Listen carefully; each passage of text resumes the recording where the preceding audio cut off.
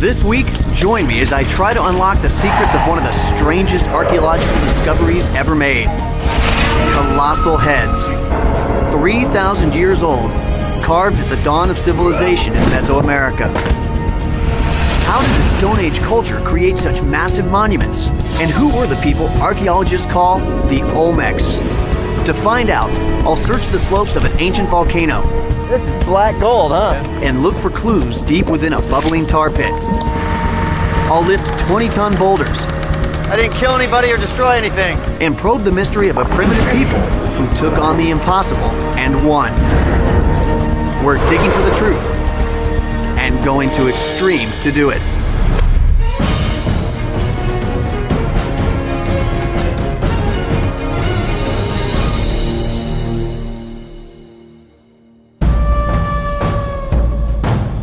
Deep in the Central American jungle lies a mystery that has been puzzling archaeologists for decades. Colossal stone heads. Hi, I'm Hunter Ellis. This monolith is over 30 centuries old and weighs more than 10 tons. But who made it?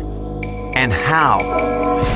I've traveled to the heart of Mexico to find out the secrets of the kings of the Stone Age.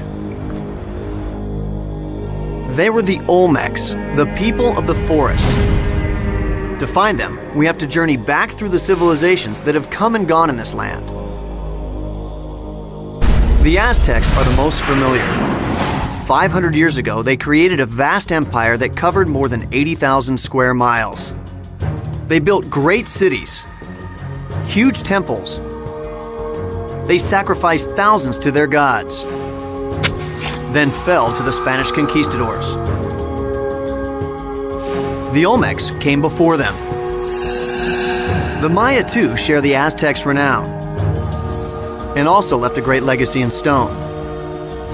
They ruled an empire that encompassed 100,000 square miles and more than 20 million people. Their temple walls tell us about the rise and fall of their gods and their kings.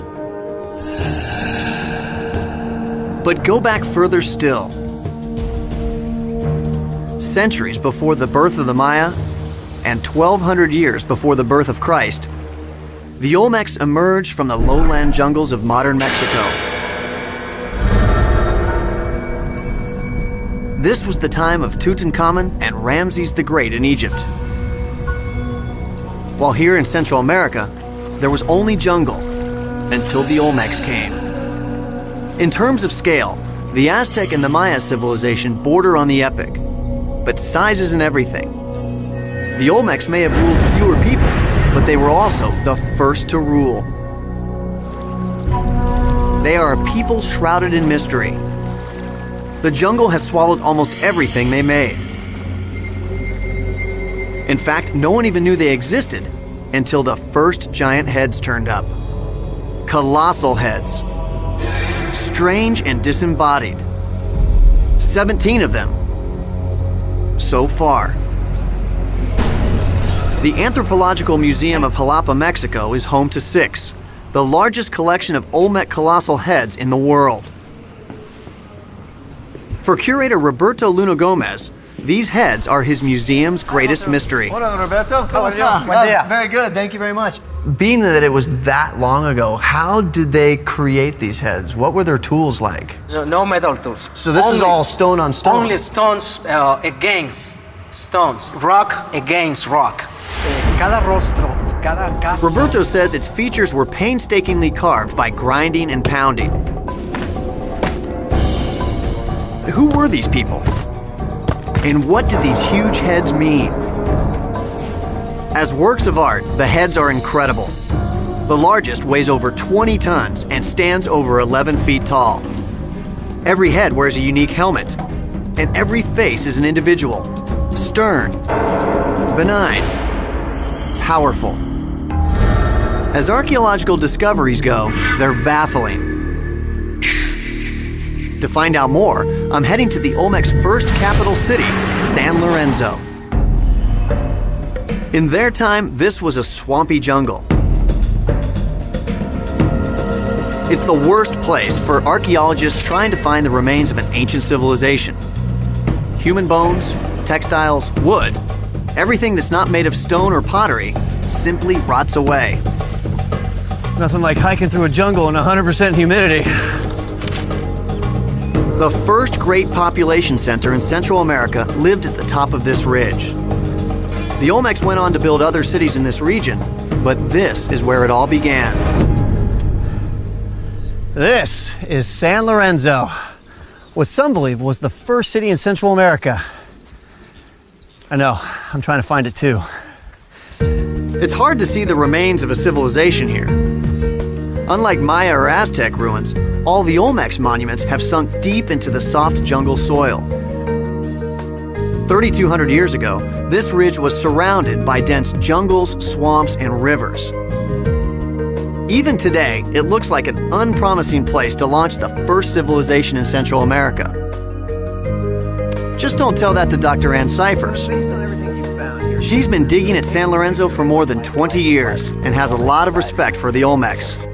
What you're looking at is a site that's probably 7 square kilometers in size. how many people are we talking about? I mean, I look out and it's a huge plateau. On the San Lorenzo site itself, probably about 5,500 people.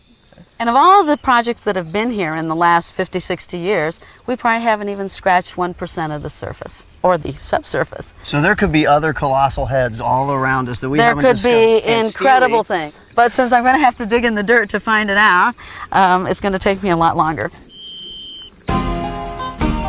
So far, San Lorenzo has yielded 10 monolithic heads, but they weren't easy to find. The first heads were excavated in the 1800s. They were met with astonishment. Recovered from deep within the soil, nothing like them had ever been seen before. People were mystified. Speculation was rife. Why did they look so different? Had colonists from Africa carved them? Were they the work of survivors from Atlantis? But by the 1940s, archaeologists had gotten over their shock. They began to appreciate them as indigenous works of art and started calling the Olmecs of San Lorenzo the mother culture of Central America. It's a story Ann Cyphers knows better than anyone. Over here to the east, there's something very, very interesting. Okay. Unfortunately, this very, very interesting thing is no longer here. It's a huge hole. It's a huge hole, and it has something quite colossal in it. Ah, a colossal head, I'm guessing. You're so right. Now which colossal head came from this site? Colossal head number 8 was removed from this place. Now that's the beautiful one in front of the museum, right? That's In right, the Jalapa? one as you go into the Jalapa Museum, that is the first head you see. And it came Unbelievable. from there. Unbelievable. But what's even more fascinating about where it came from is the fact that it was buried, intentionally buried within an earthen platform. In other words, that means it was hidden. So you couldn't see it. It was placed on the ground, and then the platform was built over it. So that it was completely encased in dirt, and so it was totally invisible to people. So it was like a memorial in a sense. Exactly, like a memorial, something with a high degree of symbolism. And interestingly, it's on the east. The east, the sunrise, the place of the ancestors, perhaps. Amazingly, it wasn't the passage of time that concealed it. This colossal carving was deliberately and ceremoniously buried. All the other heads show signs of weathering and erosion. But not this one. It's unique. A singular Olmec mystery. But even if their giant monuments can be uncovered, their daily life remains a puzzle. One that archaeologist Carl Wendt wants to solve. My colleagues came across He studies the materials the Olmecs had on hand and how they used them. He says the Olmecs had one signature resource that I need to see for myself. All right, so what do we need? See buckets, Okay. see some shovels. And it looks like he has something messy in mind. That's about it. Got your boots. Boots. How come there's only one pair? Yeah. Is this the new guy thing? Yeah. Guess I'm getting dirty. We walk into the nearby field. When the Olmecs came here, they didn't hike through farmland. They hacked through jungle. Whatever was here was valuable, Okay. and it still is. And check this out. Whoa. It's a lake full of tar. This is awesome. Black gold, huh? Yeah, this is the stuff. God, I can see it bubbling to the surface right over there. That is so cool. More or less, it's crude oil. You know, it's the stuff that just kind of oozes from the ground. Just go ahead. Like ice where you're going to break through at any moment, is it? No. Okay. No, this is, just be careful though, and yeah, don't lose your footing, because I left the rope in the car. So is this flammable? You know, it is, but you have to, I've found in my experiments that we have to get this at a pretty high temperature before it actually starts to burn. So we're safe for now. We're safe for now, but if you lit a fire and threw this on a fire, yeah, it'll burn.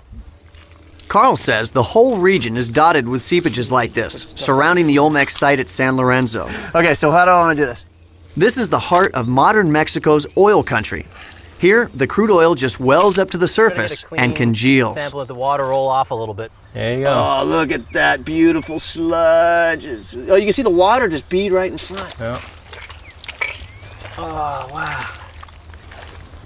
How many different ways could they have used this? You know, we know that they used it for decoration, for example, on figurines and things like this, as a paint. We know that they've used it for adhesive. You know, all sorts of different kind of multi-purpose material. I mean, just as people today would use it. It's the glue. It's their duct tape. It's their duct tape. A million uses for it. That's it. It turns out that people have been using asphalt for millennia, especially here in Central America. For Carl, fragments of asphalt found far from San Lorenzo are invaluable. These chunks were once collected and processed by the Olmecs. Most of their artifacts rotted away a long time ago. But a whole range of Olmec materials, primarily wood and textiles, have left impressions in asphalt. That shadowy presence provides an insight into Olmec daily life. So tell me what you're able to learn about the Olmecs by studying a site like this. Well, you know, one of the things that I've been doing as part of my work is not only trying to do experiments to see how they process the material, but I've been doing some research on trying to source analyze the material. In other words, we have the artifacts from the excavations, and I've been able to trace back some of the artifacts, the asphalt artifacts, to particular areas where seeps are from. And that tells us about trade patterns, exchange, interaction, all these types of things that are really difficult for archaeologists to understand. From studying artifacts like asphalt, archaeologists are getting a clearer picture of how the Olmecs traded their raw materials and finished products. They've discovered that the Olmecs traded goods over hundreds, if not thousands of miles. Well, looks like we got our 2 buckets. Is that enough? I think so. And I'm already dirty. All right. Well, I'm stuck. So let's unstick our way out of here. All right. Sounds good.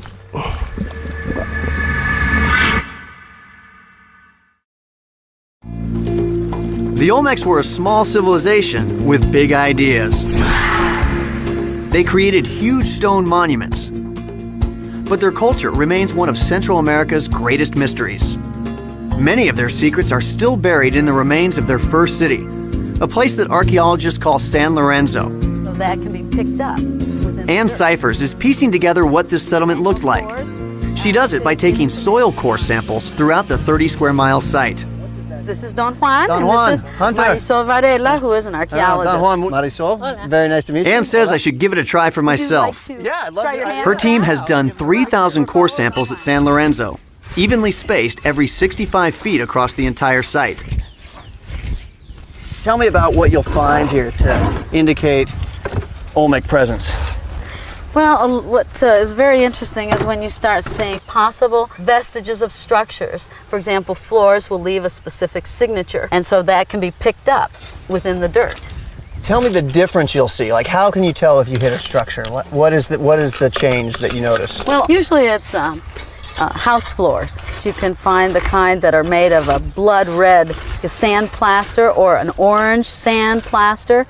Or there are then stone pavements, and the core bucket will just bite right through it. And as you pull the dirt out, it's very clear to see that you have gone through a floor. So the red will stand out, the bentonite will stand out, and then you know that at that depth you have a structure. That's right. You need to measure and find out how deep you have gone with your buckets. Okay, so each sample you take, you'll measure the depth so you know That's what right. you found where. Okay, we're looking at about 31 centimeters or so. No, not about or so.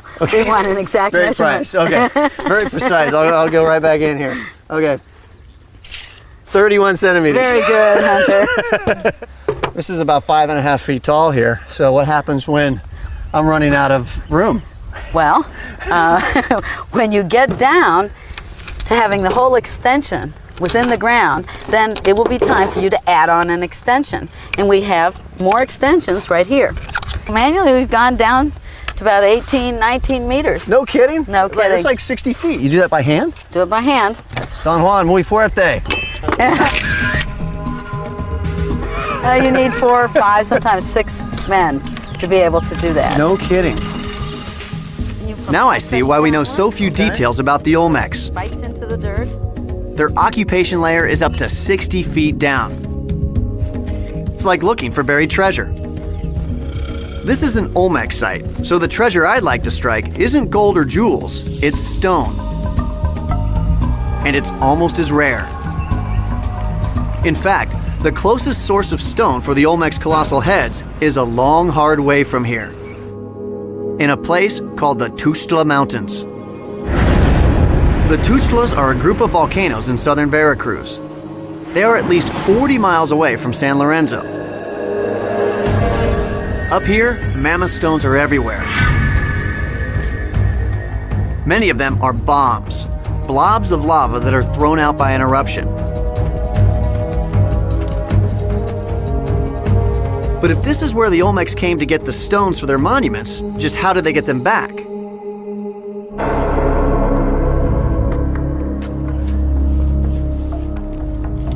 The Olmecs didn't select just any type of rock to make their colossal monuments.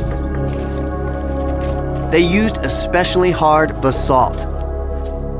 I've heard there's evidence of an Olmec workshop nearby.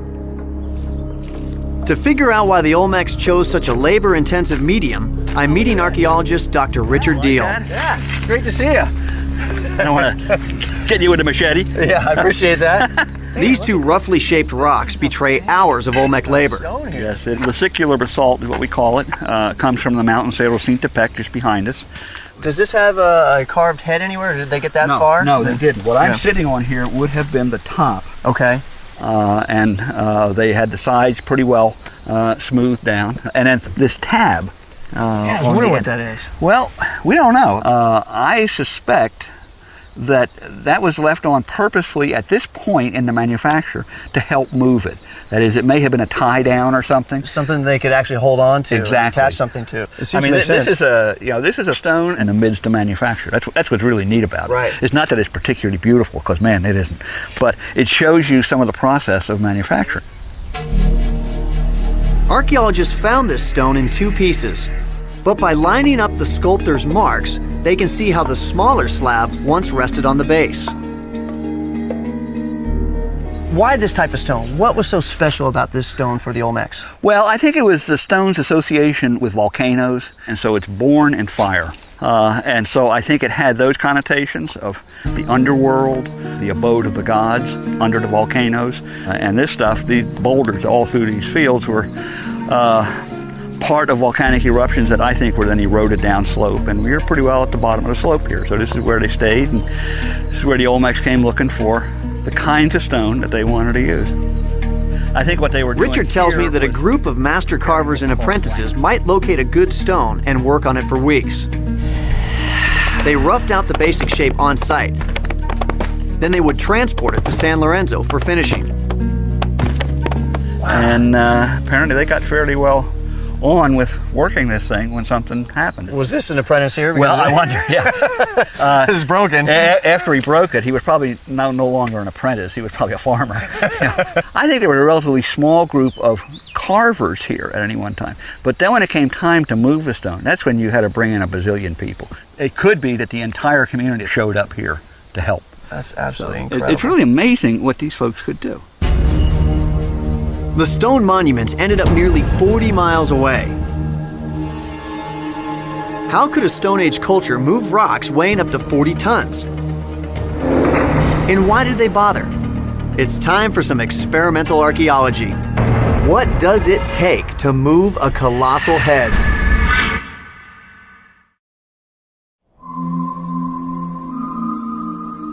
Before the dawn of the Olmecs, the peoples of Central America lived in small groups.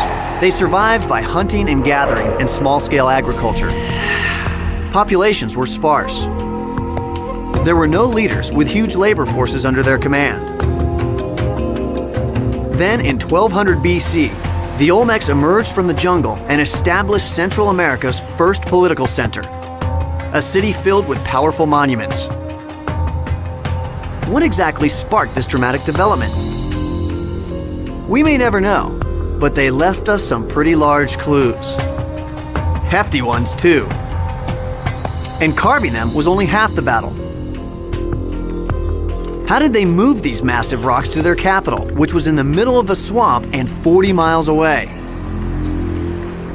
Today, it's a piece of cake. All it takes is a phone call. Let's pick one up and get a sense of the size we're talking about here. Now this is a good rock for a colossal head. Esta roca, por favor.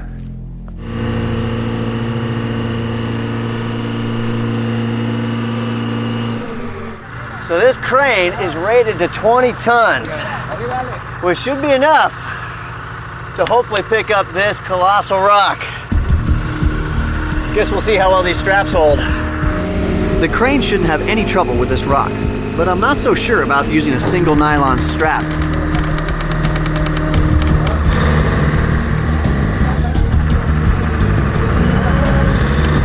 Success! Now we just have to figure out whose head we're gonna carve. 14 tons, no sweat. And we didn't even lift a finger.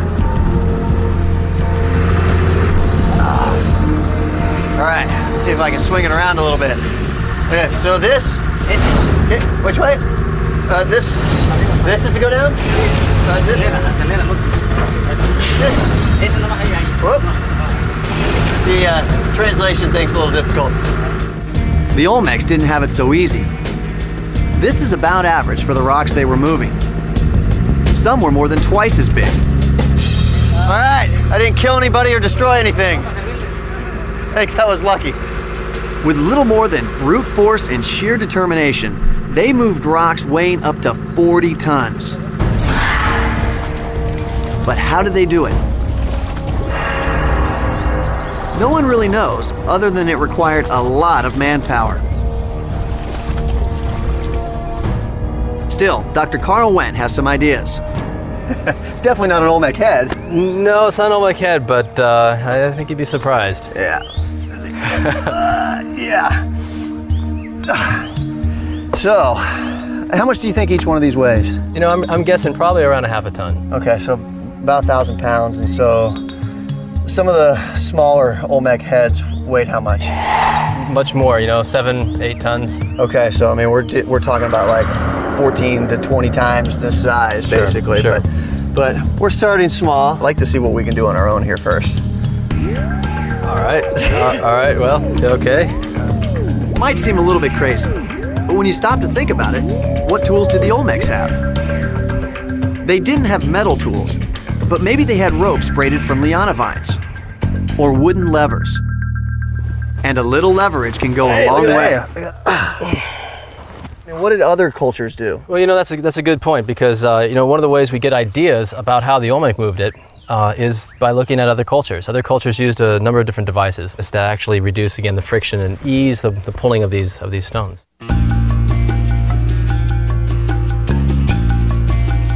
Just as the Egyptians deployed mass labor to move the building blocks of the pyramids, so did the Olmecs. But on a very different scale. San Lorenzo's population was a mere 5,500 people. So their challenge was a bit like Carl's and mine. All right, where do we start? Well, we got the guys, so. Yeah, I think we can move a lot of rocks with these guys. We've asked them to figure out how to move this stone using only rope, levers, and sweat.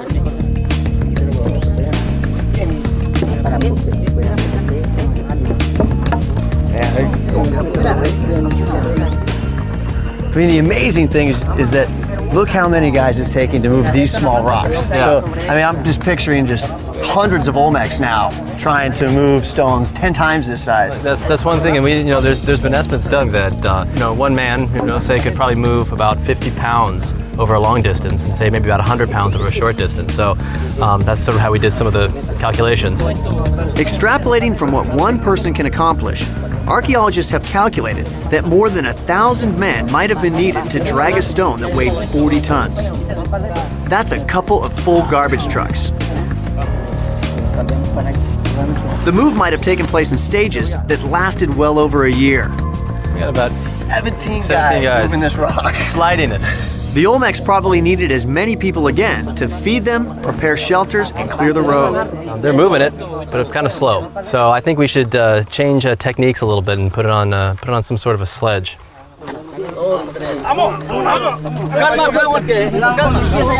Carl says they would have tried to reduce the friction as much as possible, and a wooden sledge does make the pulling easier. This moves pretty smoothly. Yeah, a lot better. Yeah.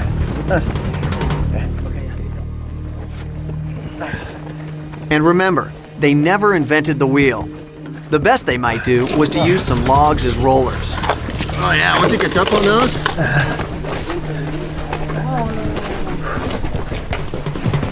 I'm beginning to get a true appreciation of all the obstacles the Olmecs were up against. But the really big invention of the Olmecs was in their organization of human labor.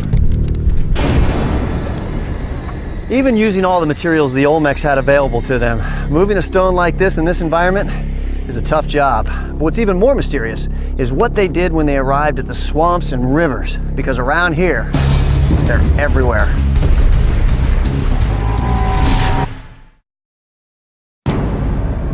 In order to get the stone to their city, which used to reside on that plateau right over there, the Olmecs had to traverse miles and miles of swamp and jungle, which today have been replaced by crops. But in the wet season when it rains, this place is entirely flooded and San Lorenzo becomes a virtual island. The population at San Lorenzo was nourished by the rich wetland environment. Large-scale public monuments only became possible because individuals created surplus food, freeing up others to serve as artisans. Even today, one man with a net can gather a lot of food. I want to see how. So I thought I'd meet up with one of the locals to see if he could show me the ancient art of net casting.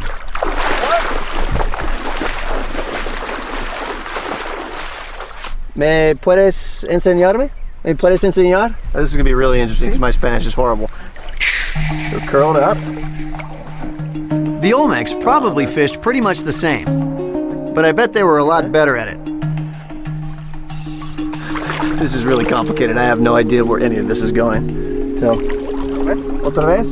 Though their nets have rotted away, ceramic beads have been found that may have been weights for nets like this. Ah! Beginner's luck!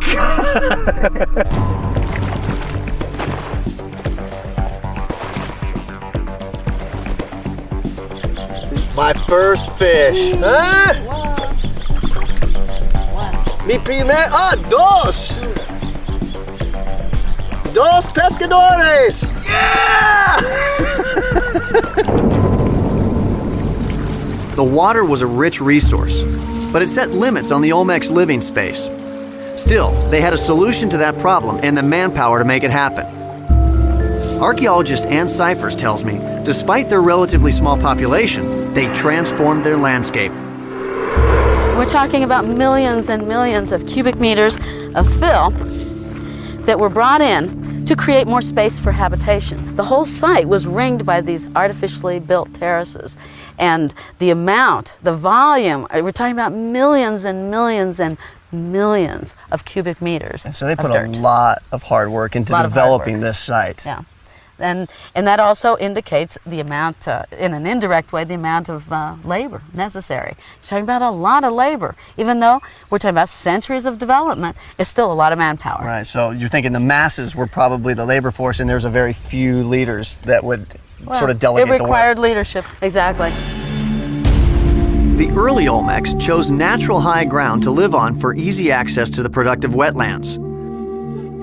Then, as their population grew, they added terraces and expanded the high ground until the plateau encompassed more than 1 million square yards. These were public works projects on a scale never before seen in Mesoamerica, and they required having someone in charge. Who were these leaders? The colossal heads may be the key to that mystery. In fact, archaeologists believe they each portray not the face of a god, but the likeness of a king. I remember Roberto showed me something. Several of the heads bear strange marks.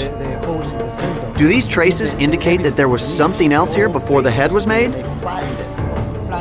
The answer was only recently discovered, and it adds a totally new dimension to our knowledge of the heads. These shapes are reminiscent of shapes on a large sculpture called a royal platform, or throne. The arches behind this kneeling figure form deep niches that turn out to be an exact match. This discovery means that a royal throne was tipped up on end and a face was carved into its smooth top. So this over here was the top of the old throne, so maybe that is why we're seeing a much more flat face, right? Exactly. It may be that basalt boulders had proven so difficult to transport that the Olmecs were systematically reusing them. You might even call it Stone Age recycling. One theory is that an incoming ruler could create his own likeness out of his predecessor's throne.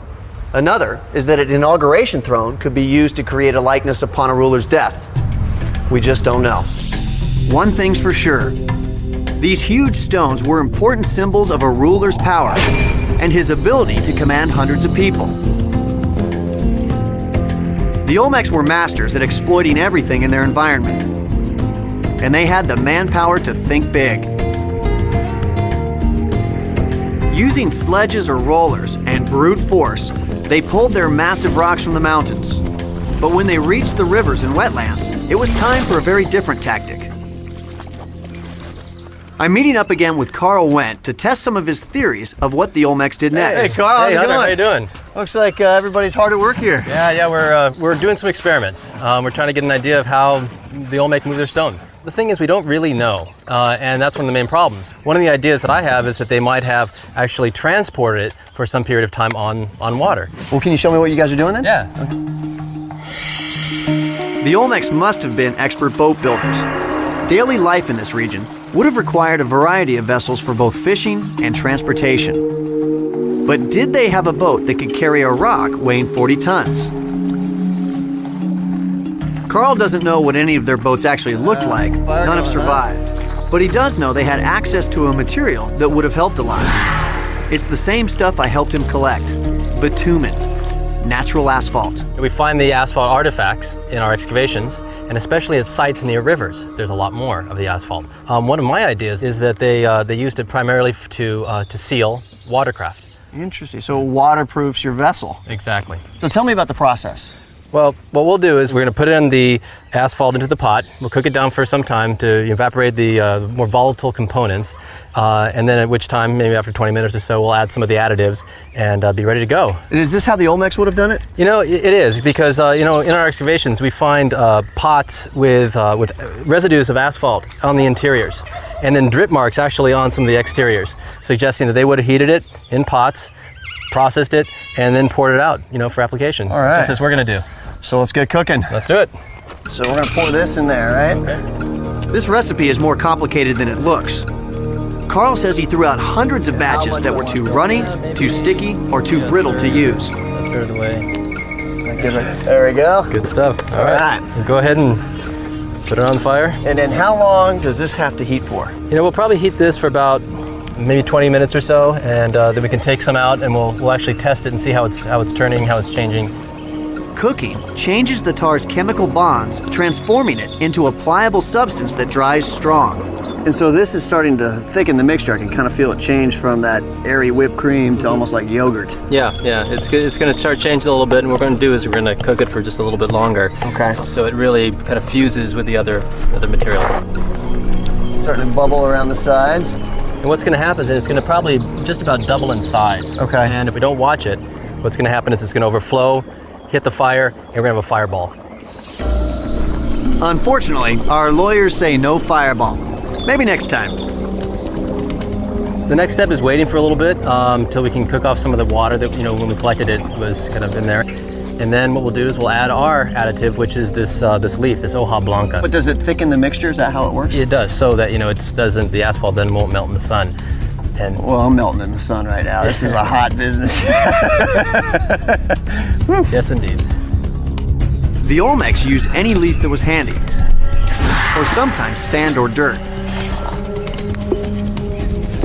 Adding other materials to the mixture while it's cooking reduces the time it takes to thicken and the amount of wood needed to fuel the fire. There's little difference between the asphalt the Olmecs made 3,000 years ago and the stuff we pour on our roads today. So what type of design are you using? I mean, what kind of canoe could the Olmecs have had? Well, since everything rots here, we really don't have any idea if they had plank canoes like this. Carl explains that the Olmecs probably had rafts or dugout canoes. Today, large trees are hard to come by, so he's experimenting with different ways of building. Beautiful, all right. They would have still had to seal the canoes in some way, or the watercraft in some sort of a way. Let's try out our asphalt. This is the same way they would have done it too, huh? Yep. We're using it to make our boat watertight. The Olmecs could have made plank canoes too. Carl has found asphalt with the impression of royal palm wood, a tall straight tree that splits easily. Even if the dugouts were their only canoes, they may have been painted with asphalt to make them resistant to rot. Now, how long does this take to harden? The mixture we have right now is going to harden pretty quick, but we need some time to let it sit and dry. No, it looks really good. It's Nice stuff, huh? So what works well with this? Baby oil. Really? Or diesel for the really adventurous type. Hopefully we can clean up. This doesn't look much like a Stone Age boat, but it works for our purposes. Will our Olmec boat carry its load, or will we be swimming with the Caimans?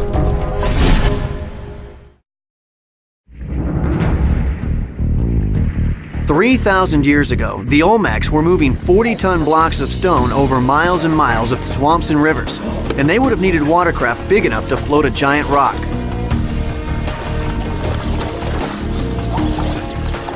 We don't know what these boats looked like, but we do have an idea of their size. Almost. Archaeologist Carl Wendt and I built a canoe using the same asphalt recipe that the Olmecs used 3,000 years ago. Will it seal our boat well enough to float a rock?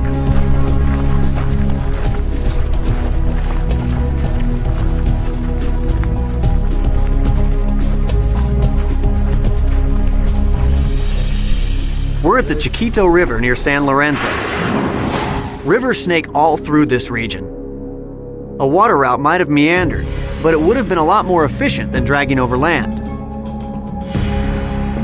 Archaeologists have even suggested that the Olmecs floated their rocks into the Gulf of Mexico and then up the Coatzacoalcos River.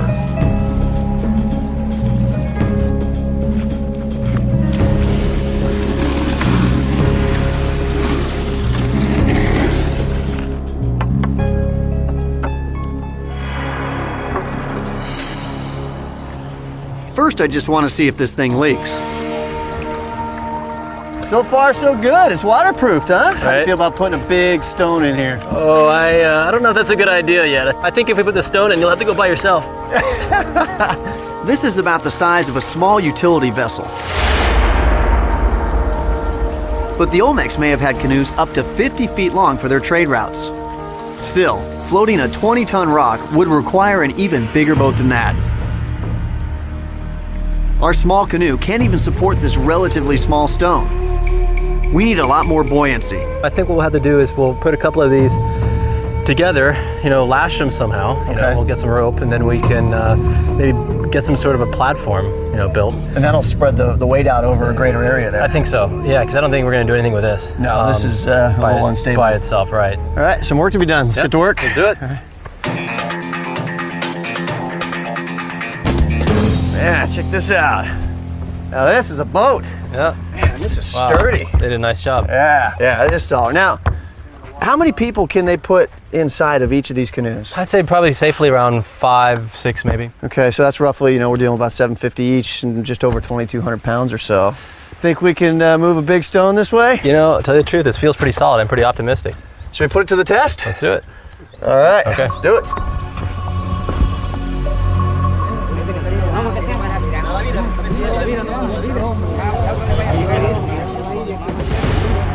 This is where we turn it over to the experts.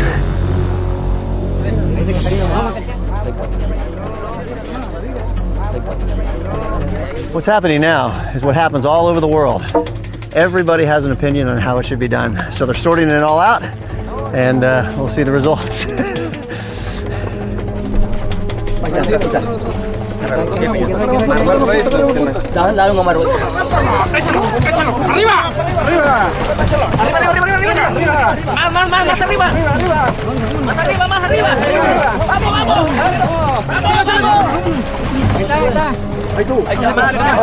Unbelievable. Oh my gosh. Can you imagine a stone 20 times that size?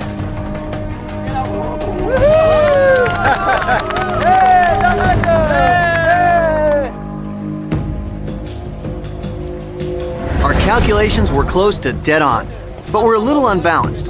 Between the stone and 3 guys, we're on the verge of taking on water. But the Olmecs knew what they were doing. Once we load the stone onto the raft, it not only moves along easily, it also requires a much smaller team. Now the number crunching can begin. Our half-ton stone required 3 15-foot canoes. A stone 80 times this size would need 240 of these canoes lashed together. But if the Olmecs had 50-foot dugout canoes with a capacity of 3 tons, then they'd only need 14 boats. That's a little bit easier to picture. It would utterly dwarf our boat. 3,000 years ago, the Olmecs brought their colossal rocks down from the volcano. Their rulers were the first to organize and inspire a population to attempt gargantuan public monuments that would project their newfound power. They created the first great civilization in Mesoamerica, one that influenced the Maya and the peoples who came after. The colossal heads are artifacts the likes of which had never been seen before or since. Even today, they're all that many of us know of the Olmecs, the immortal ambassadors of the kings of the Stone Age.